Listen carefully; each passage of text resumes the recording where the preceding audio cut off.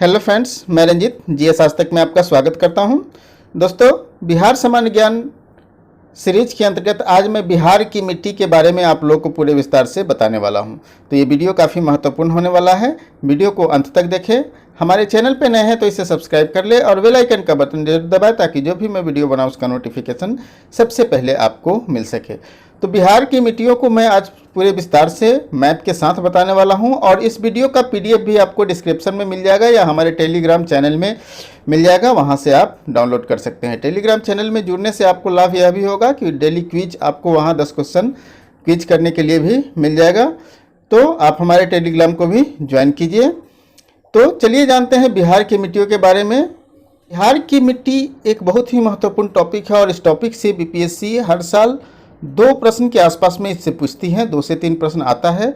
तो ये टॉपिक काफ़ी महत्वपूर्ण है। इसलिए चलिए सबसे पहले जानते हैं कि बिहार की मिट्टी, जो बिहार सरकार के कृषि अनुसंधान विभाग है, वो बिहार की मिट्टियों को भौतिक, रासायनिक और संरचनात्मक विशेषताओं के आधार पर इसे विभाजित करने का प्रयास किया है। इस प्रकार से बिहार की मिट्टियों को 3 भाग में बांटा गया है। एक है गंगा के उत्तरी मैदान की मृदा, दूसरा है गंगा के दक्षिणी मैदान की मृदा और तीसरा है दक्षिणी पठार की मृदा। तो इसके बारे में हम लोग एक एक करके पूरे विस्तार से जानेंगे मैप के साथ। तो सबसे पहले हम लोग जानते हैं गंगा के उत्तरी मैदान की मृदा। तो उत्तरी मैदान की मृदा ये जलोढ़ प्रकार की मृदा है, ठीक है। यहाँ पाई जाने वाली मृदा जो है वो जलोढ़ प्रकार की है। यहाँ अभ्रक, लॉयस, क्वार्ट्ज और फेल्डस्पर की प्रधानता है। मतलब इस मृदा में आपको अभ्रक, लॉयस, क्वार्ट्ज और फेल्डस्पर की प्रधानता होती है। और इस मिट्टी को, मतलब गंगा के उत्तरी मैदान की मिट्टी को हम लोग 3 भाग में बांट सकते हैं। पहला है दलदली या तराई क्षेत्र की मिट्टी, दूसरा है खादर या नवीन जलोढ़ मिट्टी और तीसरा है बाल सुंदरी मिट्टी। तो चलिए अब इसके बारे में विस्तार से जानते हैं। तो सबसे पहले दलदली और तराई मिट्टी के बारे में जानते हैं। तो ये बिहार के ऊपरी सीमा में मिलता है। जैसे आप देखेंगे दलदली मिट्टी, ये जो बिहार का तराई का क्षेत्र है वो दलदली मिट्टी का क्षेत्र है, ठीक है। पर्वतपदीय क्षेत्र जो है तराई का क्षेत्र, वो यहाँ पे क्या मिलता है, दलदली मिट्टी मिलता है। और तराई का क्षेत्र है ये नेपाल की सीमा से सटा हुआ क्षेत्र है, इसीलिए यहाँ क्या है, दलदली प्रकार की मिट्टी मिलती है। ये पश्चिम चंपारण से लेकर किशनगंज तक फैला हुआ है। ये पश्चिम चंपारण का क्षेत्र है और यहाँ से ये नेपाल की सीमा से लगते हुए किशनगंज तक फैला हुआ है। यहाँ की जो मिट्टी है उसका रंग जो है हल्का पीला या और भूरा कलर का होता है। ये चूंकि हिमालय के पर्वतपदीय क्षेत्र है इसलिए यहाँ कंकरीली और रेतीली मिट्टी मिलती है और ये मिट्टी काफ़ी कम उपजाऊ है, ये उपजाऊ नहीं है, ठीक है।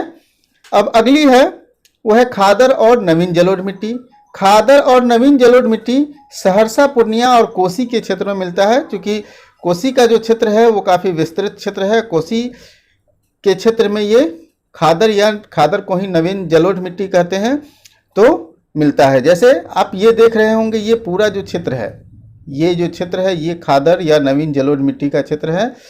तो ये पूरा क्षेत्र जो है ये नवीन जलोढ़ मिट्टी ही मिलता है।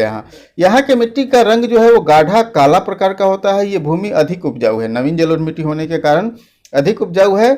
यहाँ धान, गेहूँ और जूट की खेती होती है। किसकी खेती होती है? धान, गेहूं और जूट की खेती होती है। साथ ही अब हम लोग जानते हैं बाल सुंदरी मिट्टी। तो बाल सुंदरी मिट्टी को हम लोग पुरानी जलोढ़ मिट्टी या बांगर मिट्टी के नाम से जानते हैं, ठीक है।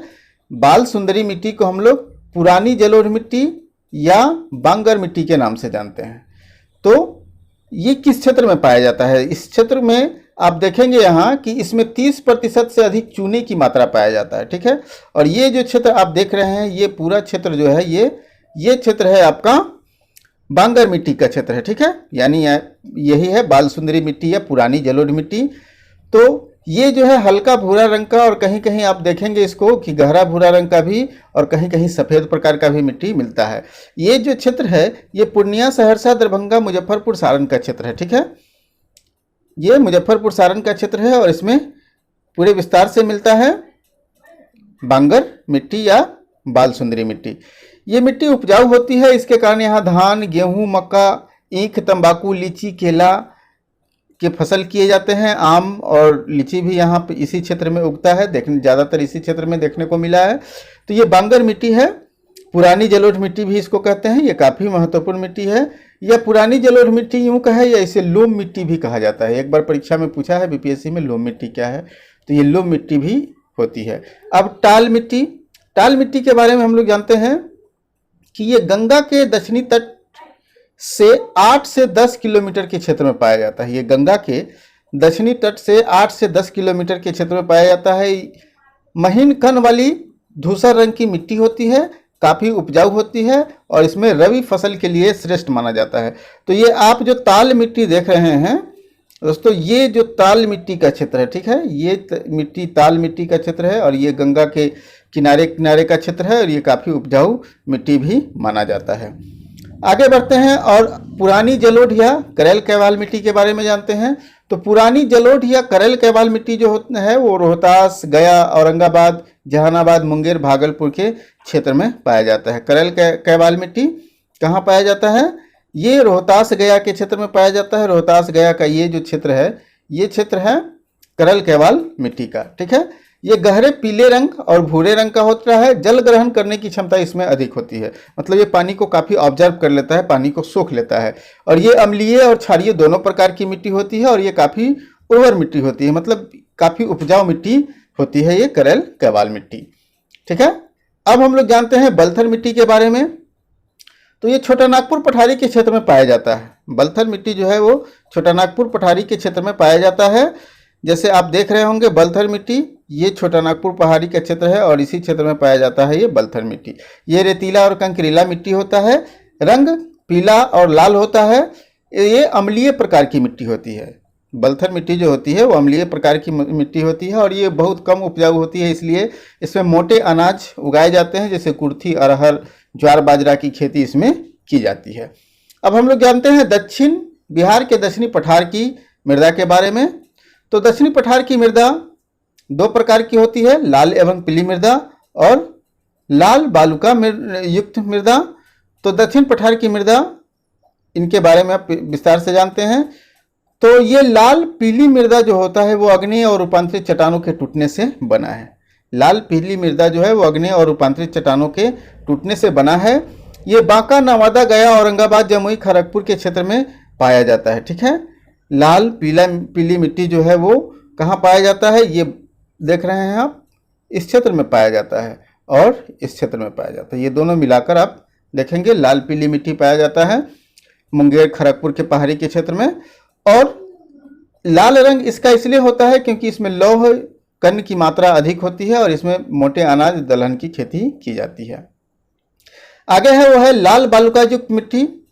तो लाल बालुका युक्त मिट्टी या लाल मिट्टी भी कहा जाता है इसको। तो बालू की मात्रा अधिक होने के कारण ये अनुपजाऊ होती है और रोहतास कैमूर के क्षेत्र में ये पाया जाता है। ये रोहतास कैमूर का जो क्षेत्र है, जो खासकर बलथर मिट्टी होता है या फिर आप कह सकते हैं लाल पीली मिट्टी होता है, तो ये इस क्षेत्र में पाया जाता है। ज्वार, बाजरा और मोटे अनाज की खेती होती है यहाँ।